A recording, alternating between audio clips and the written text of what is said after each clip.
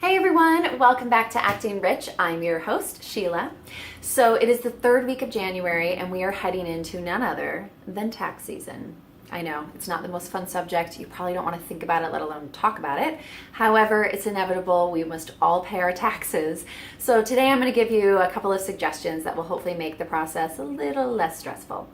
All right, so whether or not you're like me and you do your taxes on an online site like TurboTax, or whether or not you hire someone to do them for you, it doesn't really matter. They're both great ways. But what I want to focus on today is the preparation for your taxes.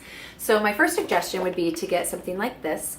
This is a little file case. I've had it for years. It's got tabs on the inside that allowed me to categorize everything. So I put just receipts and pay stubs in here. So throughout the year, I'm able to categorize all of my receipts as I go, so that come tax time, everything's ready to go and already organized. It's great. But keep in mind that not all your receipts are going to be physical paper receipts. I tend to go to a lot of shows where I'll buy the ticket online and they'll send me an emailed receipt. So I have a folder in my email that says tax receipts, and any kind of receipt I get via email, I immediately forward it into that folder. So come taxes, I have a folder online, I have this physical folder, and that's it. I know where everything is. So that's one suggestion. Another suggestion would be to give yourself a deadline to get your taxes done. I use February 14, Valentine's Day, because it's just a date everyone knows they have in their head already. And it's also middle of February, and by then usually all of my 1099s and W-2s have come in the mail. So I have everything I need to finish my taxes. And whether or not I actually file on the 14th, I don't usually. However, I usually try and have at least everything put into the system and done so that I have time to ask questions if something doesn't make sense or there's an issue.